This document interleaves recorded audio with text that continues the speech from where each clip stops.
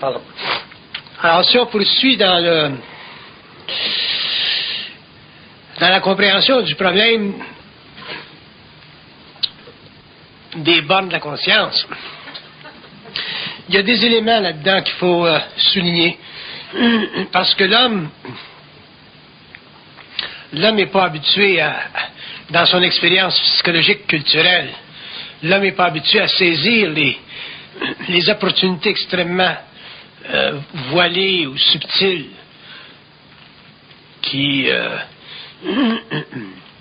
auxquelles il a accès, parce que l'homme n'est pas assez éveillé. Si on regarde, par exemple, le facteur de dominance, l'homme sur la Terre a tendance à être dominateur. Quand je parle de l'homme, je parle de l'être, génériquement parlant. On est dominateur. Et le mâle est encore plus dominateur. Alors qu'au cours de l'évolution, en ce qui concerne l'évolution de la conscience évolutionnaire, le développement de cette conscience-là, l'homme doit devenir un être dominant. On peut être dominant sans être dominateur. Et la différence entre les deux est importante. Elle est même imposante. Un homme devient dominant lorsqu'il en arrive à pouvoir dominer ce dont il est fait. Ses craintes, par exemple. Un homme qui est capable de dominer ses craintes, qui sont une représentation de toute son impuissance, éventuellement va en arriver à développer des niveaux de conscience ou de perception très subtils, qui font déjà partie de sa voyance intérieure. Et éventuellement, il va en arriver à pouvoir s'exécuter créativement. Mais s'il n'est pas capable de devenir dans sa vie personnelle un être dominant, c'est-à-dire un être qui est au-dessus d'eux, c'est n'importe quoi, il faut qu'il soit au-dessus d'eux. À ce moment-là, il ne pourra jamais le faire, parce que si un homme n'est pas dominant, ça inspire, ça implique qu'il est en dessous d'eux.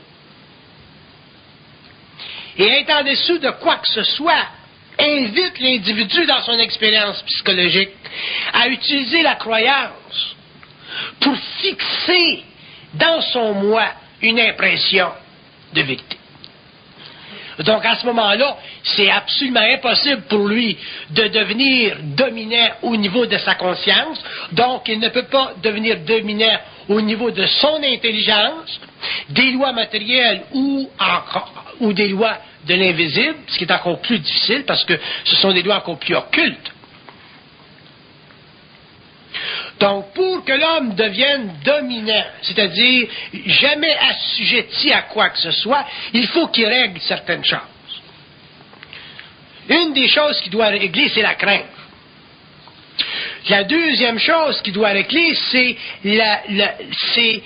l'amour de la vérité. Quand je parle de l'amour de la vérité, je parle de l'amour spirituel de la vérité. Je parle de l'amour naïf de la vérité. Parce que l'amour naïf de la vérité le force, lui, en tant qu'être, à demeurer à l'intérieur des confins d'une conscience institutionnalisée. Il ne pourra jamais mettre le doigt sur les bornes de sa conscience. Donc, il ne pourra jamais être un être dominant. Il ne pourra jamais regarder de haut. Si l'homme n'est pas capable de regarder de haut le concept de Dieu, il est automatiquement violé dans les droits uniques de sa conscience moroncière. Il ne peut pas prédéterminer les assises psychiques de l'organisation des mondes invisibles.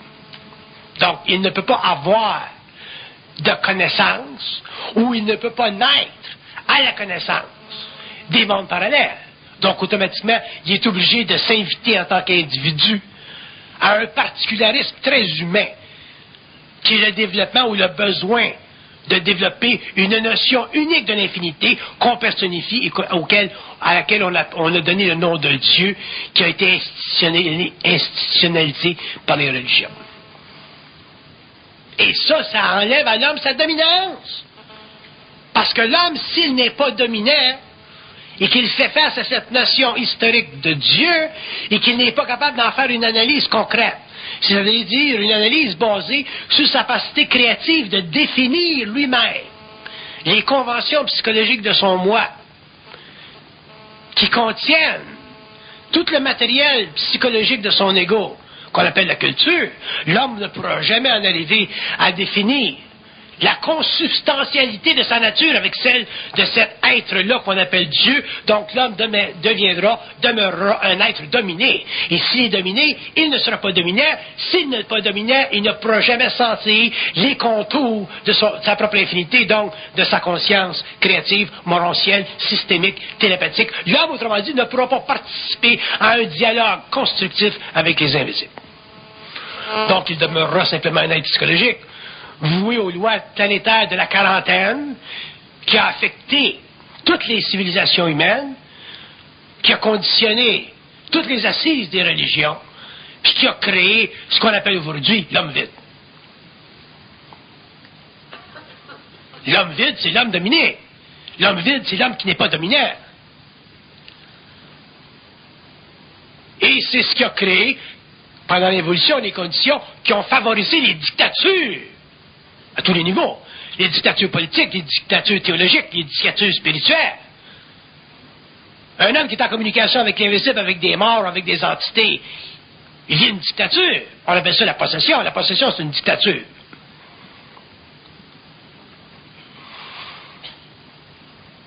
Vivre une dictature par rapport à un profane, c'est une chose. Vivre une dictature par rapport à un mortel, c'est une chose. Tu peux toujours l'assassiner. Mais vivre une dictature par rapport à un invisible, c'est une autre affaire. Ça, on appelle ça de la possession.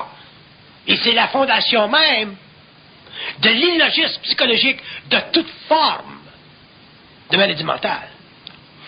La maladie mentale, c'est de la dictature, qu'on l'appelle, qu'on lui donne des noms techniques, psychologiques, qu'on appelle ça des obsessions. C'est de la dictature.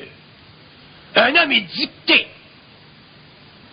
par ses obsessions, d'agir de telle manière, de telle manière, de telle manière, de telle manière, de telle manière. C'est plus fort que lui.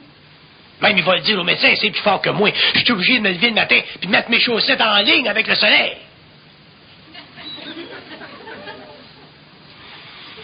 Je suis obligé de laver mes mains toute la journée. 15, 50, 60 fois. C'est de l'obsession. C'est de la dictature. Si c'est pas contrôlé, ça amène à la folie. Pourquoi? Parce que l'être n'est pas dominant. Puis pourquoi est-ce que l'être n'est pas dominant? Parce que l'être n'a pas été instruit. Puis pourquoi est-ce qu'il n'a pas été instruit? Mais parce qu'on a toujours été dominé.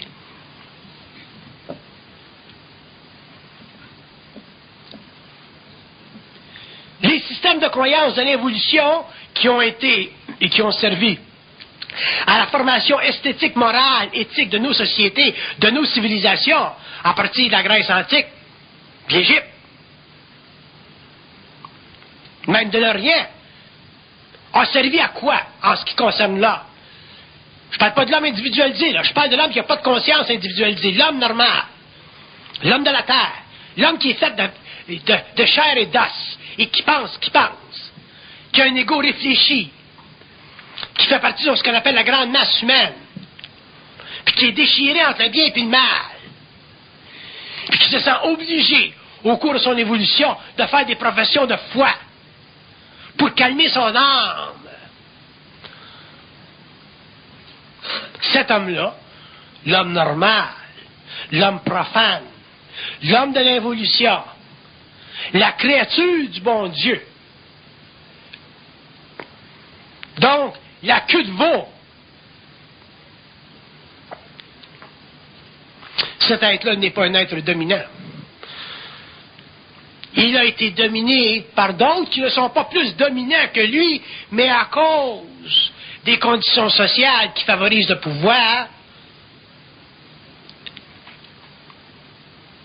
ont eu une ascendance sur lui. Si t'es ignorant, puis le gars à côté de toi, c'est un médecin, mais c'est évident qu'il va avoir une ascendance sur toi, même s'il est plus ignorant que toi.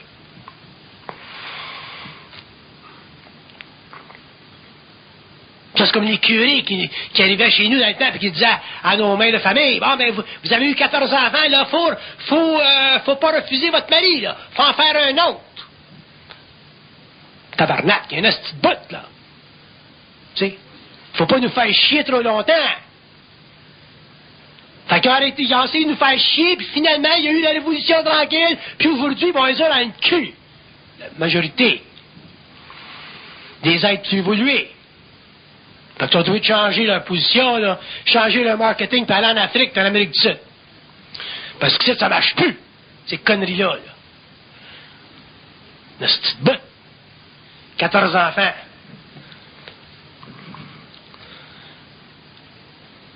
Mais on n'était pas des êtres dominants. Tu me vois-tu, moi, le curé qui arrive chez nous et qui me dit à moi, si j'étais une femme, ce que je ne reviendrai jamais, faut que tu en fasses un autre. M'a dit, tantôt sur la table, mon tabarnak m'a te planté tout de suite, moi. M'a joué, moi, avec ton parapluie. M'a le faire sortir ton parapluie. Mon colon de calice. Je me mets tout nu devant lui, là. Regarde ça! Pouf! Tac! Maudite bande de calice. Fait qu'on n'a pas été des êtres dominants. Mais ça, c'est par rapport à l'humanité. La grosse humanité. Dense. Mais quand tu commences à dealer avec des invisibles, c'est un autre élément. Fait que si t'es pas dominant ici, avec tes collègues, comment est-ce que tu vas être dominant là?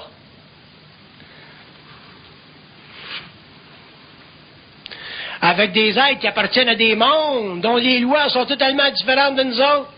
Ta mère est ici à thème, puis elle arrive de l'autre bord pour essayer de te fourrer.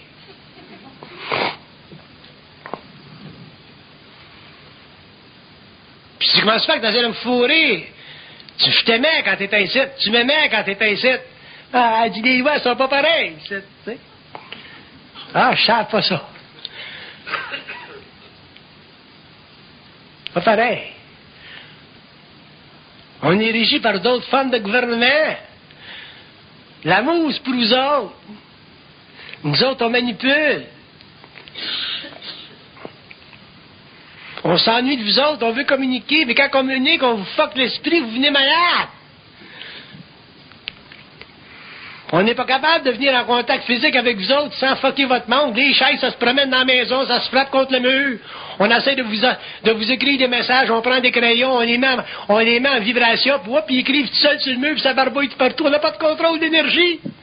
Vous êtes obligés de relaver le mur le lendemain. On essaie d'utiliser vos téléphones, puis ils se décrochent tout seuls, vous freakez, vous allez voir un psychiatre, vous pensez que vous êtes malade. Fait que le contact logique entre les mondes parallèles et le monde matériel, il n'est pas fait encore.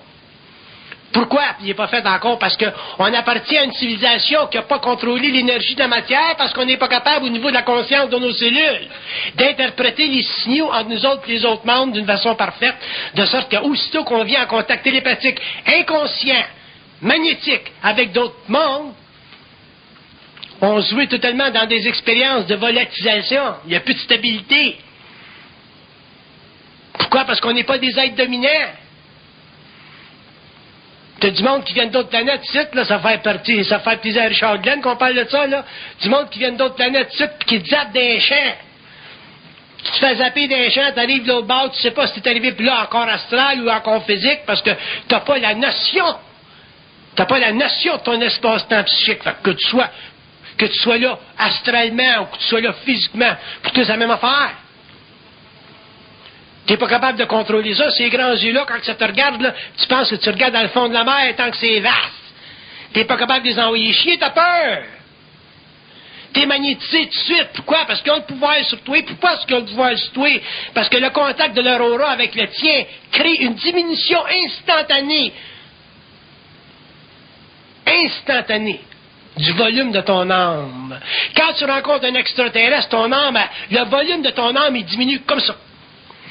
Fait que ton aura, tu n'as quasiment plus. En diminuant ton aura, tu perds automatiquement ta mémoire parce qu'il y a une relation entre le volume de ton aura et ta mémoire. Si vous étiez capable au niveau de la voyance, au niveau d'une science future, de mesurer les temps dans votre vie où vous avez beaucoup de mémoire, puis les temps dans votre vie où vous avez peu de mémoire, vous allez voir, vous comprendrez qu'il y a une relation directe entre le volume de votre âme et la mémoire que vous appelez. Une personne qui perd la mémoire, comme les gens qui sont Alzheimer, là, le volume de l'âme est très, très réduit. C'est ça la maladie occulte, psychique, magnétique qu'on appelle Alzheimer. Fait que ces gens-là, quand ils viennent en contact avec toi, automatiquement, il y a une suppression, une diminution extraordinaire de ton champ aurique, donc de tout ton magnétisme animal. Puis tu deviens pour eux autres un toutou. Ils te mettent sur la planche. Il y a un qui te dit, monte là, puis tu montes, tu lévites. Tu es en lévitation.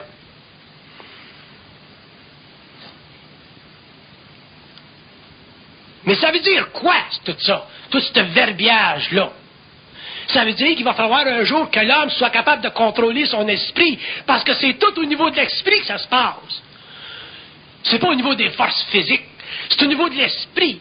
Puis l'esprit, on ne sait pas qu'est-ce que c'est. On a une petite idée, là, parce qu'on s'en sert à tous les jours, pour penser, on s'en sert pour mesurer, on s'en sert pour évaluer, on s'en sert pour techniquement créer des conditions matérielles là, dans nos jobs, là, en tant qu'ingénieur, en tant que médecin, en tant qu'avocat, en tant que juge, en tant que curé. On sert de notre esprit. Mais ça, c'est toute de la contrefaçon. C'est de la petite vieille en comparaison avec ce que l'esprit est en réalité.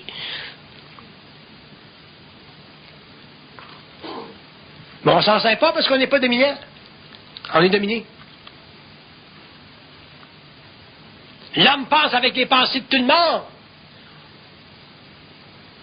On le sait, quand on était aux études, on aimait ça. Dire ce que Socrate avait dit il y a 2000 ans. Connais-toi toi-même. On était capable de répéter les conneries françaises. Là. Tu penses, je pense donc je suis. Puis on se pensait intelligent. Fait qu'il va falloir un jour que l'homme renverse ça complètement, que l'homme devienne dominant, c'est-à-dire que l'homme soit capable d'exploiter avec conscience la gravité de son ignorance, puis elle est très grave son ignorance.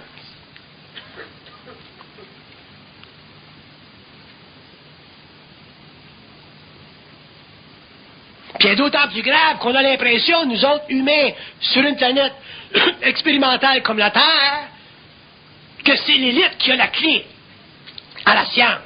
Alors que l'élite, sans le savoir, reçoit ses ordres à partir du plan astral. C'est les morts qui vous rendent intelligents.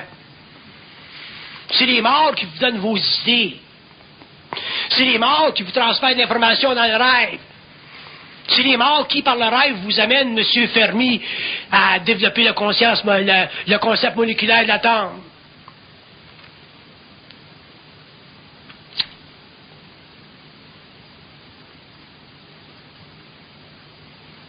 Puis les morts sont bien plus actifs chez l'homme qu'on pense. Si on regardait sur une base de 100%, jusqu'à quel point la science de l'homme aujourd'hui est dirigée par le plan astral, on serait surpris de savoir que c'est au-dessus de 95%. Ça veut dire qu'il y a 5% de la connaissance humaine, de la conscience humaine, qui est utilisée et matérialisée sur la Terre pour l'évolution, non pas des doctrines, donc de la connaissance, mais pour l'évolution de l'esprit, 5%. Fait que c'est pas gros, 5%. Vous allez dire, il y a des choses extraordinaires qui se passent dans le monde. L'Internet. Savez-vous qui c'est qui est derrière la construction, le développement et l'institutionnalisation de l'Internet sur la Terre? L'Internet est développé par des savants qui font partie du monde astral de l'Orin.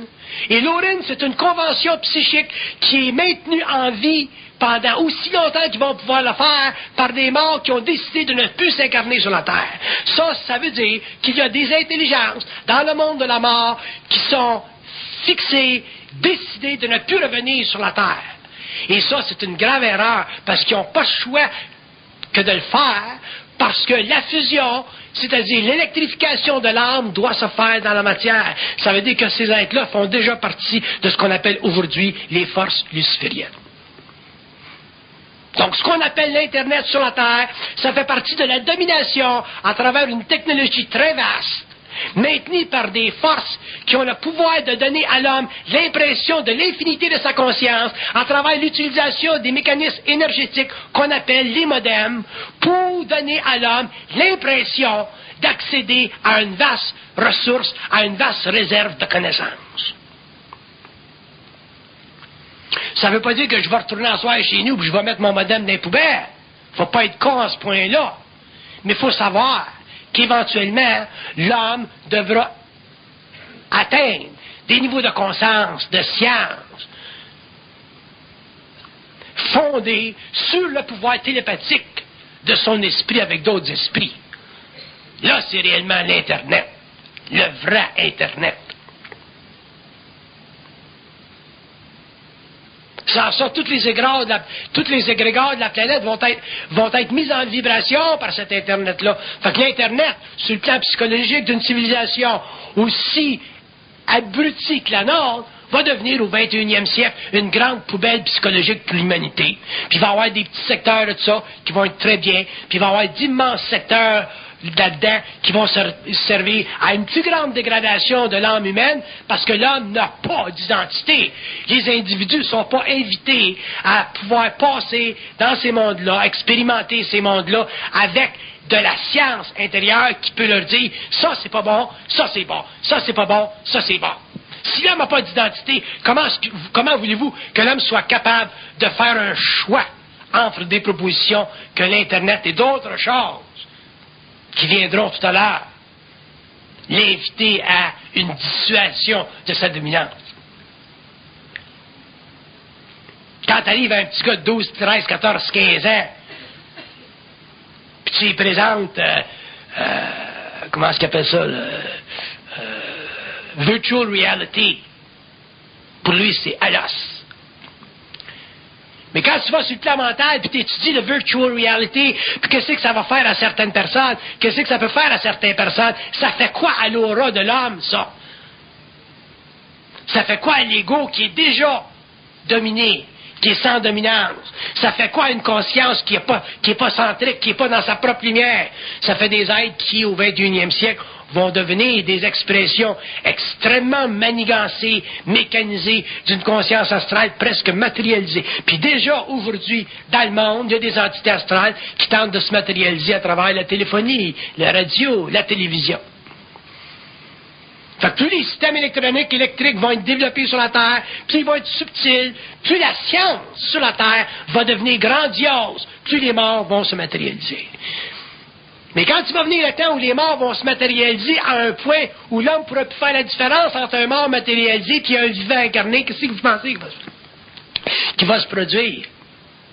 Il va y avoir un débalancement des chakras de la Terre à un tel niveau qu'à un certain moment donné, les éléments sur notre planète vont être totalement débalancés parce qu'une planète telle que la Terre ne peut pas supporter indéfiniment que des êtres qui viennent d'autres espaces fassent intrusion dans le champ magnétique d'une conscience planétaire qui n'est pas capable de les recevoir au même niveau où ils sont, c'est-à-dire en domination. Donc un être qui est dominé, qui est dominable et qui vient en contact avec des entités d'un autre monde, pas simplement lui devient-il victime de cette contrefaçon-là ou de cette interprétation des mondes, mais même sa planète. Fait que vous pouvez vous attendre au 21e siècle que beaucoup de choses sur la Terre qu'on considère aujourd'hui comme étant suffisamment stables vont devenir extrêmement déstabilisées. Fait que ça fait quoi tout ça? Sans aller trop loin dans l'étude noire des choses. Ça fait quoi? Ça fait qu'éventuellement, il va falloir que l'homme s'individualise. Il va falloir que l'homme devienne un être dominant pour être libre. Libre de toutes les forces occultes ou matérielles qui ont tendance à conditionner son moi à un point où l'homme va perdre son identité et va devenir graduellement un être très mélancolique. Et l'homme moderne devient de plus en plus mélancolique.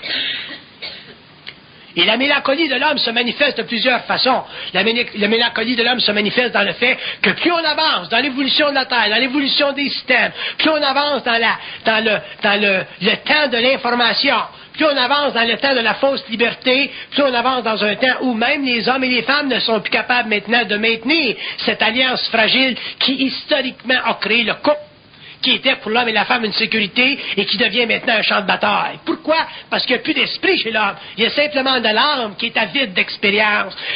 Pourquoi? Parce qu'il n'y a plus d'identité. Et quand l'homme n'a plus d'identité, il est obligé, par la force des choses, de s'exprimer d'une autre manière, afin d'avoir l'impression d'en découvrir une. Fait que ça va loin, ce qu'on va vivre au 21e siècle. Si on le regarde du point de vue de l'évolution, ça fait partie de la programmation de la Terre, c'est inévitable, c'est normal, puis c'est bon. Mais si on le regarde du point de vue de la paix de l'âme, si on le regarde du point de vue de la paix de son esprit, il va falloir que l'homme devienne un être très, très dominant s'il veut conserver demain la paix de son esprit, c'est-à-dire ne pas être terrorisé par tout ce qui est neuf et tout ce qui viendra de neuf dans le monde. Autant sur le plan des idées, autant sur le plan des technologies et autant sur le plan du brassage de toutes ces choses-là, dans une cacophonie historique que l'humanité n'aura jamais compris, n'aura jamais vécu et que Saint Jean appelait l'Armageddon. Pas l'Armageddon, l'Armageddon.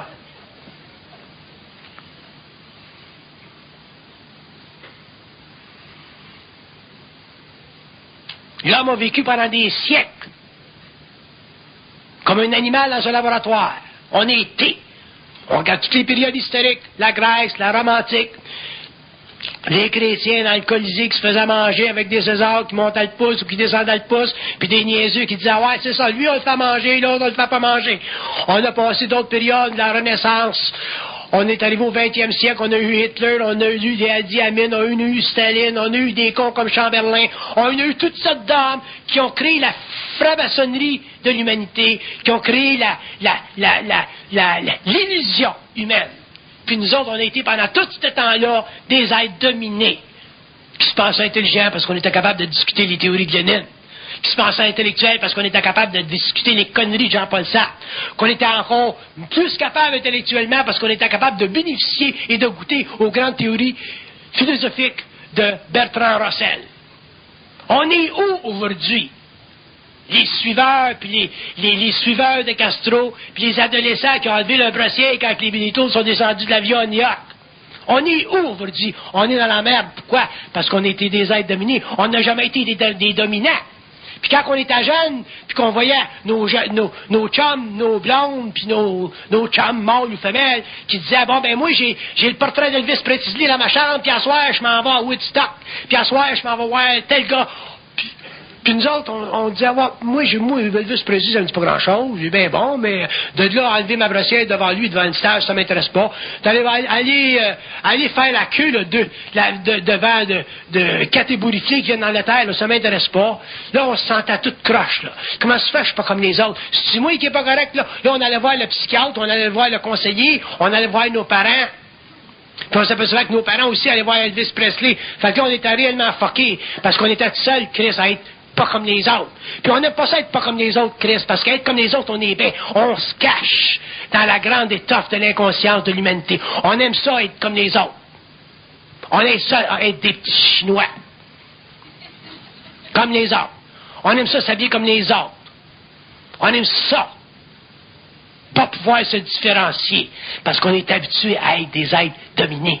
On n'a pas été habitué à être des êtres dominants. On n'a pas eu des profs et des parents qui nous enseignaient à être des êtres dominants, c'est-à-dire dominer nos craintes, pour en arriver à réellement construire les assises d'une conscience morontielle, individualisée, créative, qui n'a pas peur d'être seul. Quand l'homme aura plus peur d'être seul, l'homme pourra commencer à scruter les plans, communiquer avec les plans, traiter avec, je vais dire comme ma femme qu'ils appelle les petits cute. Elle les appelle les petits cute. L'homme n'aura pas peur de communiquer avec les petits cute.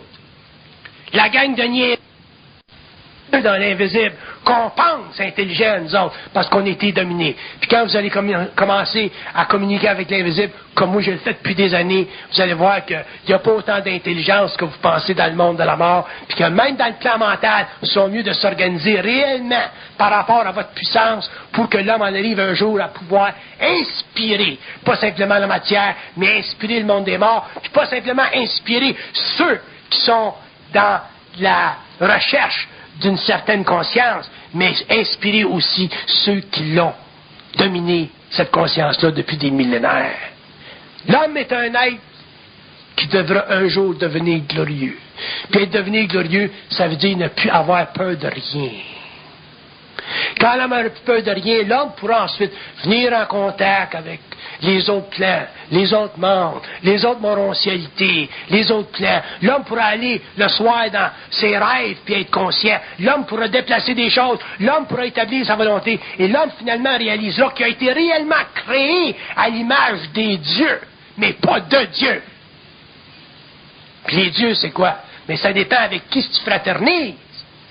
Tu fraternises avec un mort, ben ton Dieu, c'est ton mort. Vous autres, vous appelez ça des guides spirituels.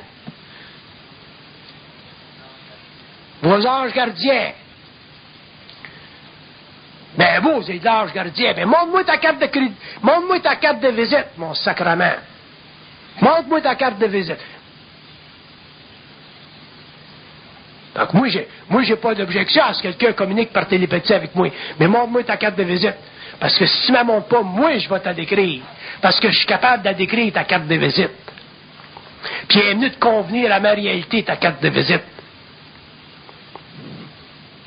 Faut que l'homme devienne un être dominant. Fait qu'au lieu qu'il y ait qu'un gars qui gueule comme moi pendant 15-20 ans, il y en aura plus. Il y en a des centaines, des milliers. Il y aura une nouvelle humanité, il y aura une nouvelle conscience, une nouvelle race racine sur la planète qui finalement cessera de vivre comme on a vécu pendant l'évolution. C'est-à-dire des êtres terrorisés par la vérité, des êtres qui avaient peur de sortir des confins de leur conscience parce qu'ils ne voulaient pas être seuls dans la tour d'ivoire de leur propre lumière.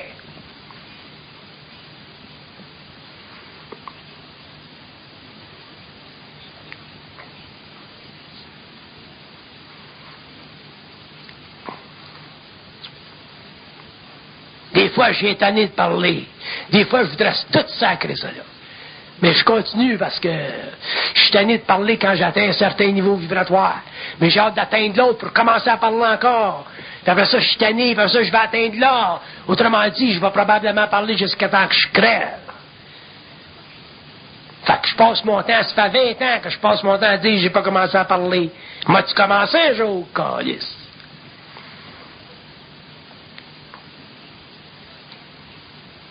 Le mensonge, on ne l'a pas fait. On ne l'a pas étudié, le mensonge. On n'a pas fait d'études profondes du mensonge. C'est quoi le mensonge?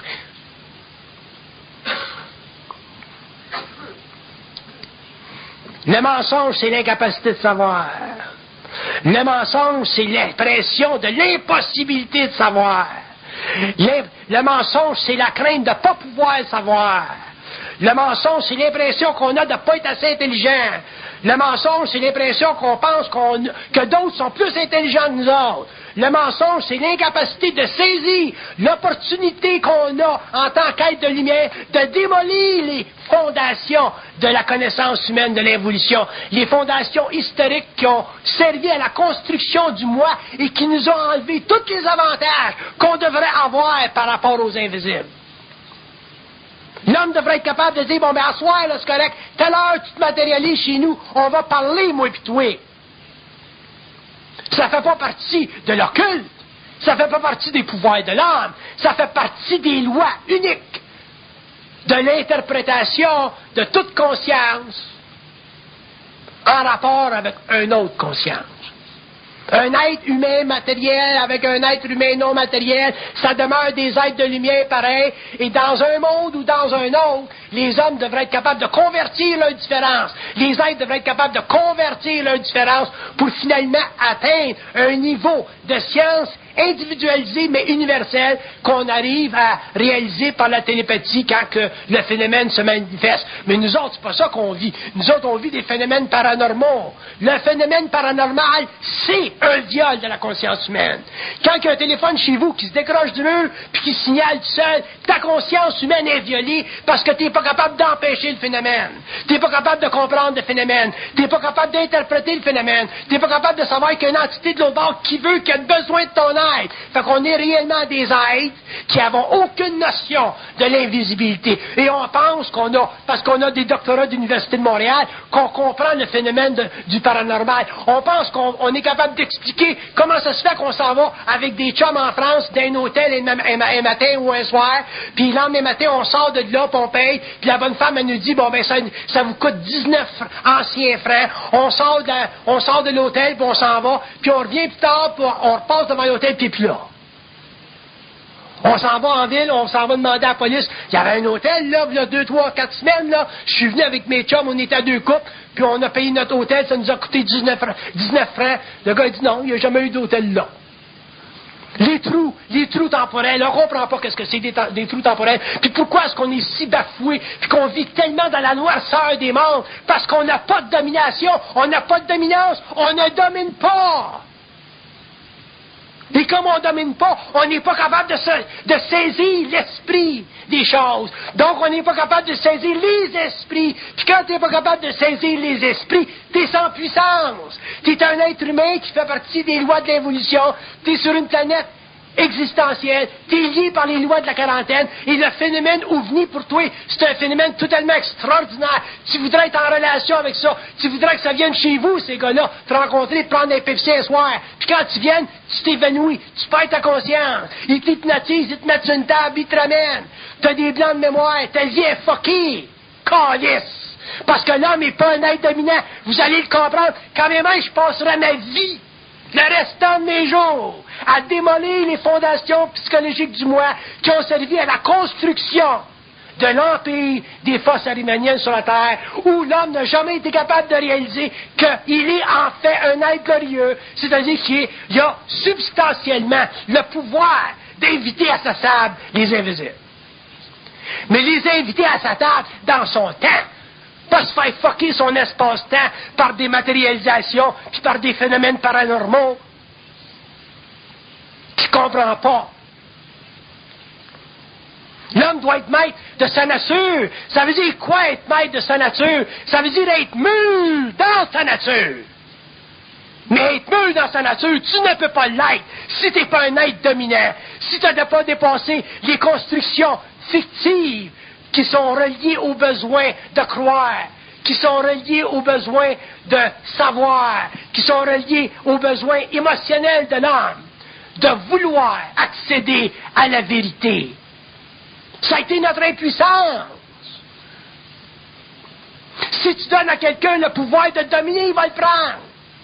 Si tu enlèves à quelqu'un le pouvoir de te dominer, il va te combattre. Les esprits vous combattront, l'astral vous combattra, et même le mental vous déjouer jusqu'au jour où vous n'aurez plus de crainte, jusqu'au jour où vous aurez suffisamment d'assises pour faire face aux pires choses qui peuvent vous arriver dans la vie, le cancer, la maladie, et la retourner de bord, parce que l'homme a le pouvoir de se guérir lui-même. L'homme a le pouvoir d'instituer dans sa conscience matérielle les lois de l'ordre. C'est assez.